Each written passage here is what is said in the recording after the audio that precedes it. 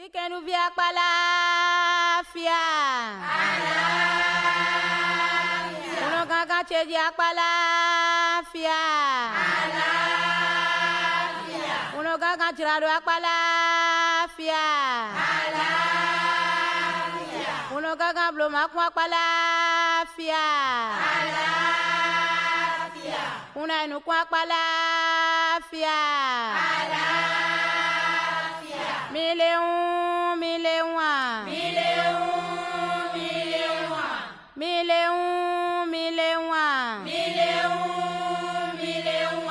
Abiafo, kokroko mazebu, pedu, kune biafo, atasiana, kune baifo, atasiana, kune tase, atasiana, ebolea, ebomuleo, azelea, azemuleo, mi kwe boto mi alea, ikpa zeto mi alea, kene sakpaso to mi alea. Vice bafe nous prenons gonu merebe tebe konta mi kuto sansa mi ma fon kandia mi lo ko mi ton lebe kandia mi do peria mi bo kuto kwe kuto tronzo nous wa mi ton mi ko nous wa mi ton e mi sorote nous mi bodo mi na ba to nu pede bon ça dit on ka teji di so yan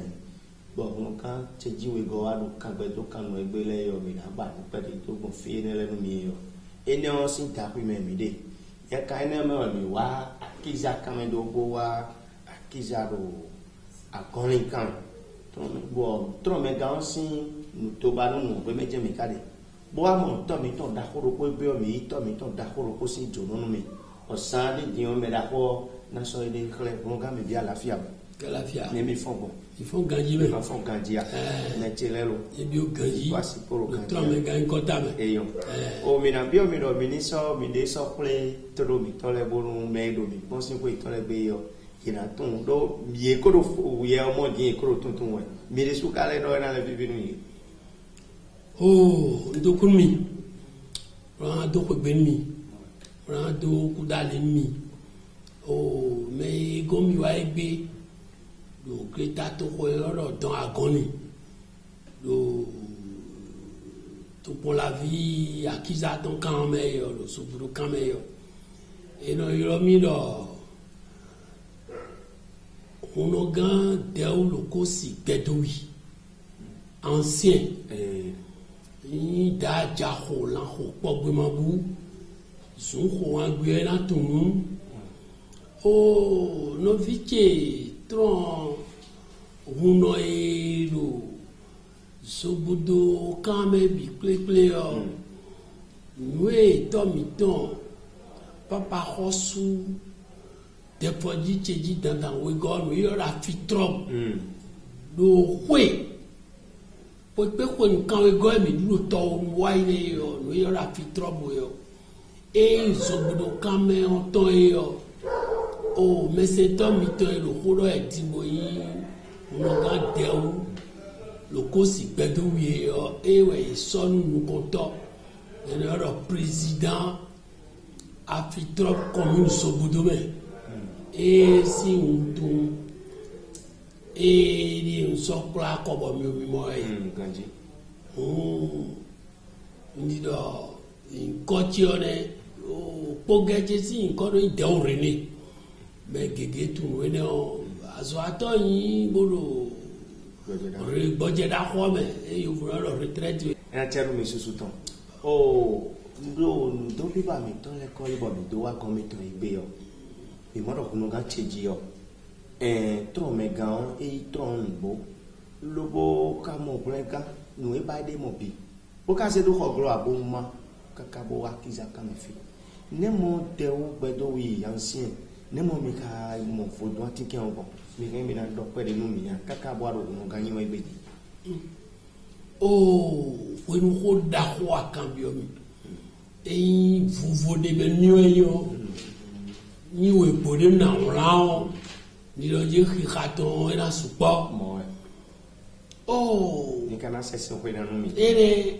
ne mo fodu bo o nyeo mado ejimi lo fodu li de bujia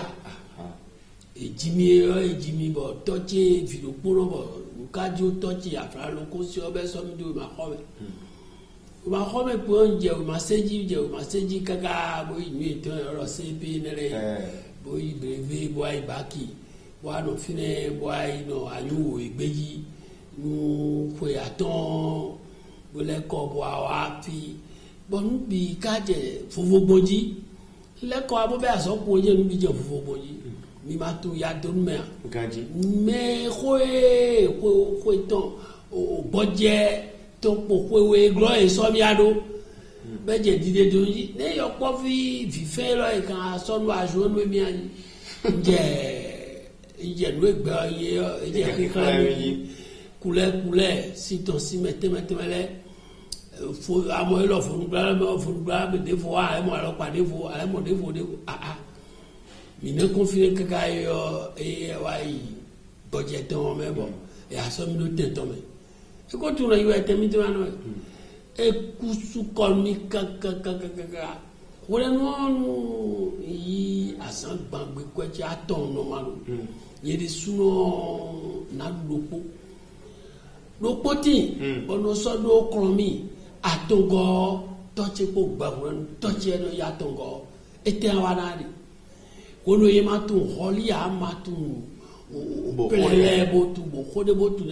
eye ro so ene omo dunya bo gbera gbon ati kankan san san woji bada woji lo teme so mi do ne yo ne aka go si wo to me ba bloko we ko ba so directeur manutention bateau le bisise si gambe ade agbon bra kan agbon no po me o ene o enjete so mi do ya ne mo nle wona so pro da do samia bateau emeleno so tunto kochaki o tekito no sonikogura papayo nu emeleno so azanwoe azan fotoro te buron go bateau ro poyo ye no so azan te ro te no so tan no si fro te buron go bateau gbogbo disi gbogbo ami o ye o so moto Renault doit toucher mille chauffeur bi abo bolo kungo katino jire nkuru plage bo ko kume jegbe a moto e lu bo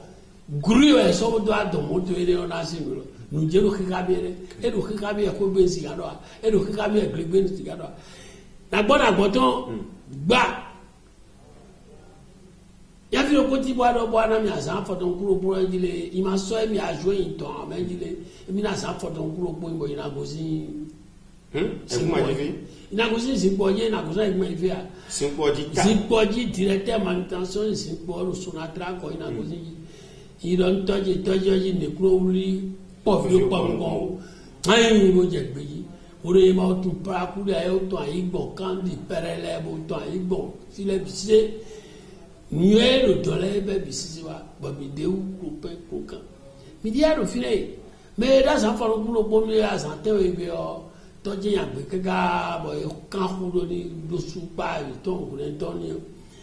aturo be jile e fon po wa san te ne gbe bo yi magasin da ko do nu konto e nuero ro o CDF le comité de défense de la révolution mi lo kere ko ne ebe moliki to saki ene do taxi e4 me gardien we go e ndugbe merupo no fileble ti ona wa ikodi ede mere wa lo chawo ebe we go ko igbe yi ti ale nu gendarmerie porte ba ko do e grabe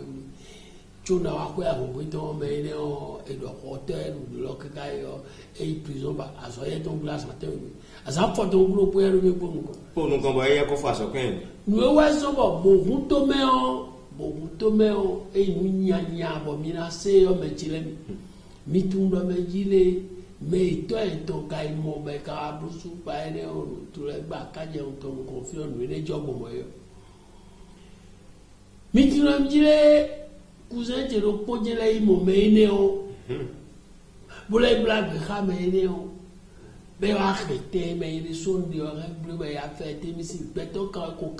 ton boy bo beto kan e woro para le para ko mo ça veut dire que moi e me no bo to bo tu nya do bo to me abio tron to me o a plora ko tron e mo ku je pa buru bra mo ku je pa ho be Eh, so paraku yo,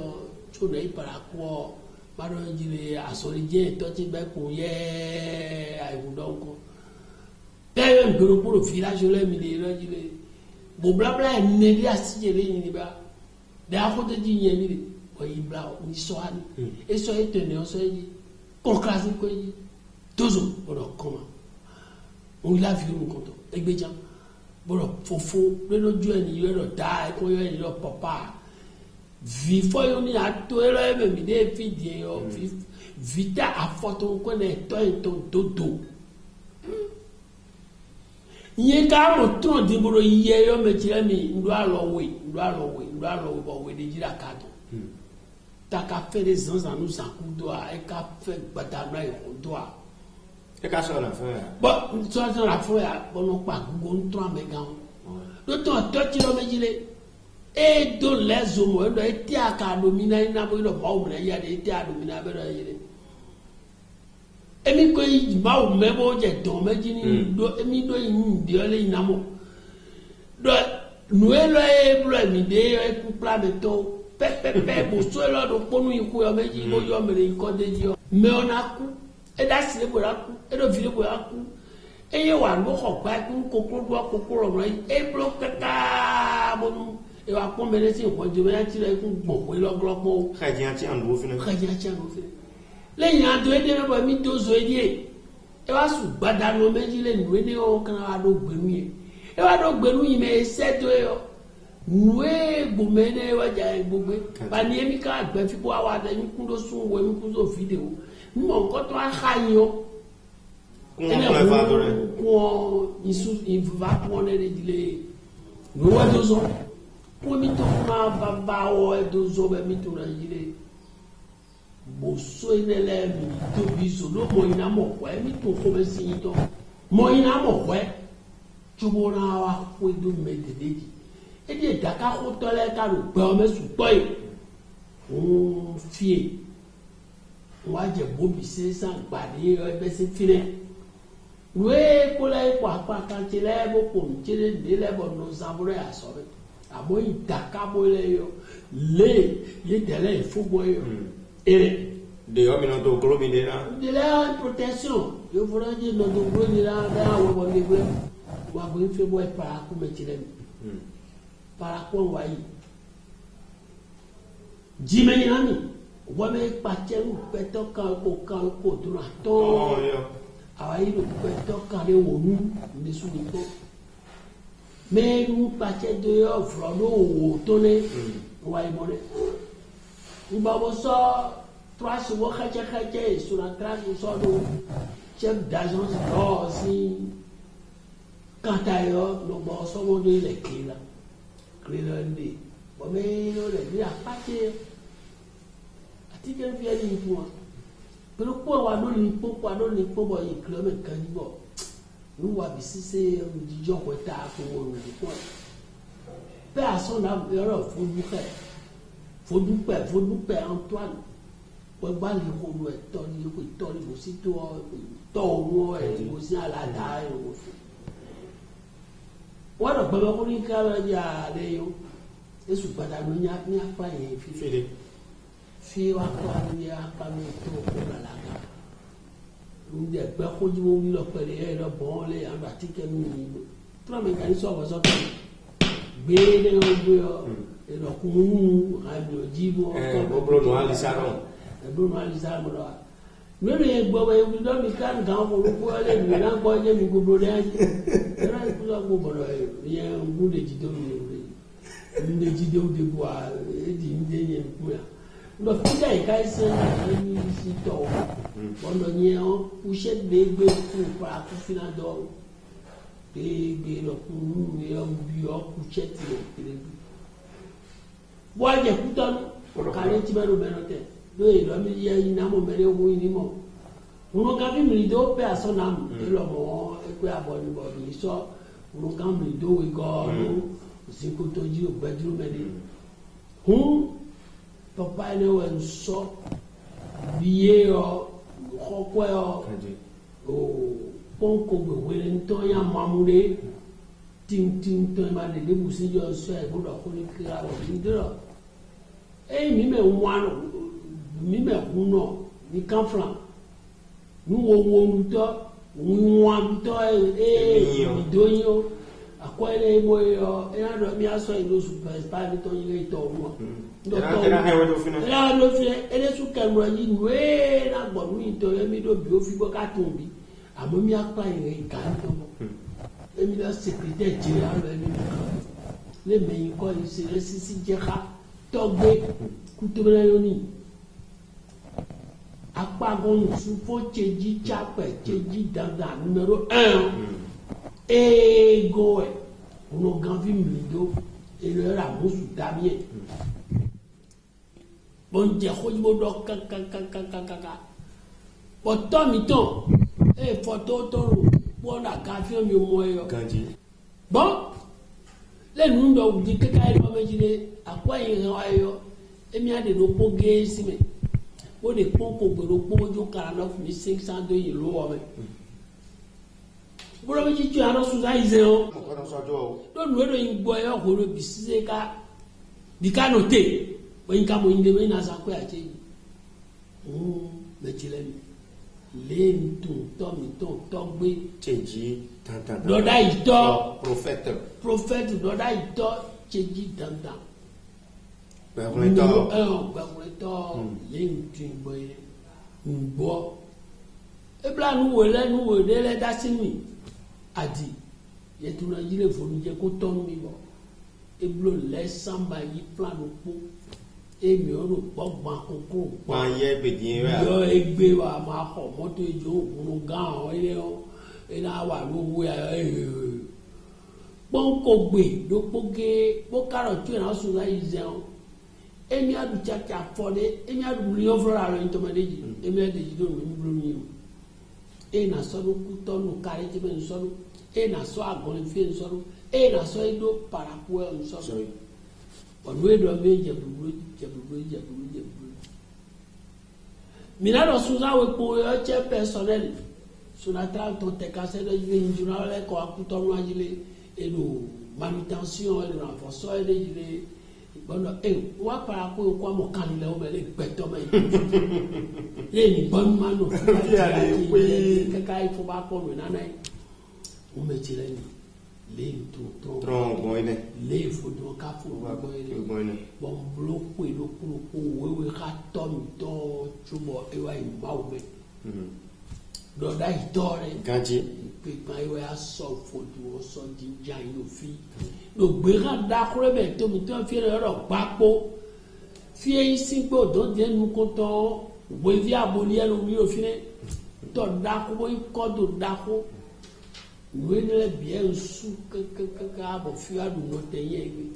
mi wa o se flebe lo fi bo agba bo me lo fi egbo sa li oyo mamo ezu se bo su ka me mamo ta ira bo jo afia pero fi lo je na ido ido ji tochi fi lo na ido na mo te me nu ko so tochi ko la li ogudo to re abo te me na ko te do mi o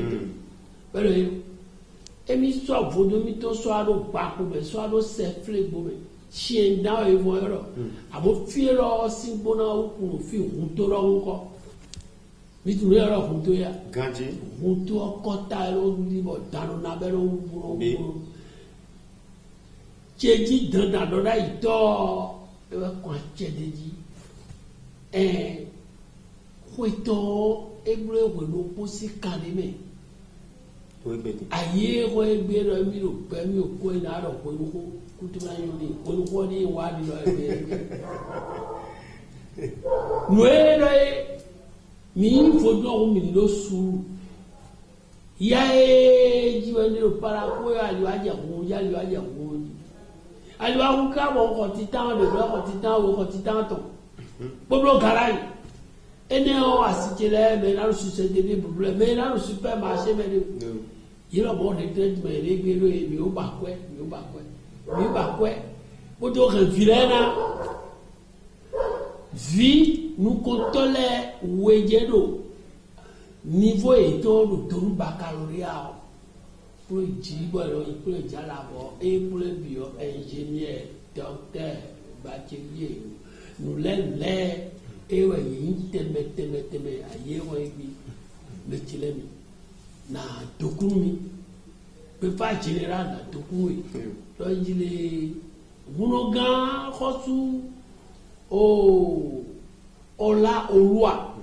si équipe wa wunogan lokosi pedowi ancien si wedo meilleur na domi pour le médile et mi trop les qui ont mis souffrant do to l'homme fille we boa fa lokosi tewe medito inko imo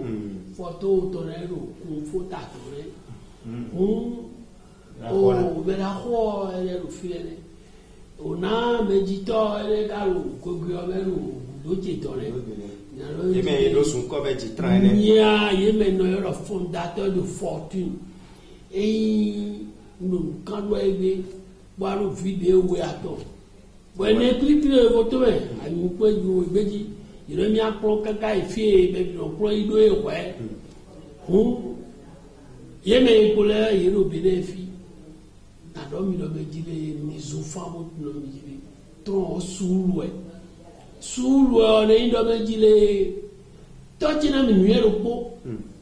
ba kweto nwe to mito to gbe onu ga hosu deposit teji we goro nwe e ma wa nu ayo ma wa nu so tochi afalo kosio e do mine oboblo do gwenu e gwana do bobra bu no zo to e de obra vo to wo tro to yo ko ka jo nwene o eni wa wa ko ya e ka tu do be jile nwene o nyira do to e na wa vo ko do bo bri so do so bo do seto bo ni video nu ko to yin be sere do be jile to ti lo ma ye pede nu no zo to e de o si ni don e bo si we lo glo do tatu me o matreno c'est blâme bon nous quand on joue mais na mi prend nous quand on est chobo doda ito togbe sisi jeha apagon su fo teji chape teji danda e lo wa dobo do zogbeyi bo viton uno ga hosu deposit teji we go e lo wa bo tede ji bo mi fo tegbe on lo le so ene iwe be tireni do claimer on a do mi lo be jire nous y doit y royer nous y a y royer nous les domi bisese yo e maou miton trop peu de cas la fia o e khomla jende boto elo me mo so bliki we boto de baro de wa yo nous mi mo le domi le yo 3 mégas e we tobi le domi bo boto jebe le o mais ti te bra ya kwa isomi ya isoku e bi okuku e mo yin pe de e lo yo ro to ala envoyer yo ko so ba bo ko to le ko bra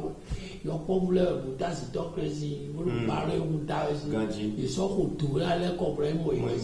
bu po mo yin te gbe ka to ye fi mais le trop pro de cas la fia si o ko do bo lo si se o le ile bo se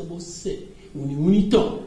oui to si sone yo jile ara du 3 me gansi le ni na di no ana ado ko ko to ko to yi sunu yo visi ai mo dida mele bosi gogo e mi keka huma ikopo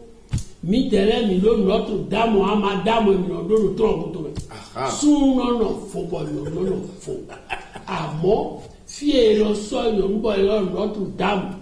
o me de le Notre Dame des apôtres mi de Notre Dame ya mi de le madame yo nuedo yo nu wiwe ya vovo ya gaga ya grigri ya no kule to yo mi kan fran ejira si to kule do kule eni news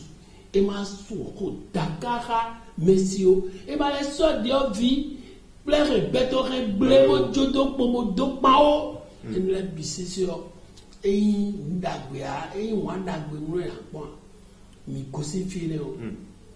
to mi to do da ito no do bejile nu e ma wa nu e ayo ma wa nu zo i wa nu zo ko ni so don ko Ano po kotoron kai wanu ide anu se no vimia. Ndu no vimia. Nda mo do eno anu mia. Me de ma chene mia ne continue. Pour le moment chene me de o. Yi wanu no so te kule so no le wanu kule so no bombo wi bodo kule yi. Me je eve o me. Lo me wa da gbe na de e wa ja la kulu pe to we bi. Be ka bu ile wani kule so do ngo. Tu es au vivant et bobo sort so que no so me so donc soué rona mele do de asigano je nya takiti bo do robo mo dan bo ro tout e bi jan o ado ro de a mi Christmas di o no ro pe se pipe le 24 décembre e ro Mio article tu minona e akaibu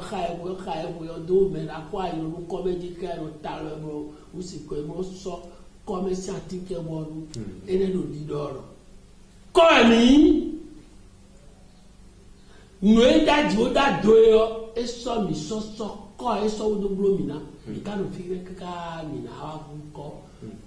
ene yo da pa mi so mi ke ni wa fia. Mais quand on doit rester fibouillé, vanité c'est vanité. Et n'a ton beto dit à mi oui, il doit dire à son beto royal. C'est bien sous belle, sous segment, c'est le gona de dit. Il faut de nous bio, 350 euros. Oui, carré au bio, 3 mécanismes de la soie tonji. Mi o mi mo mi ele yo ira ancien yo pe o me vie mi me nko su de bua lo enjawe ji o do gbere nko su wa pe o me vie mi aba mo nko si ko wa ya ji o aba mo era ko ni ji mi de ya me tire mi ele so lo kre o me mi ka bi o le ti mo me ya un coito un pontole o ile mi ba o mi o cambio ele o nadi do mi e me jere eu ya cha mi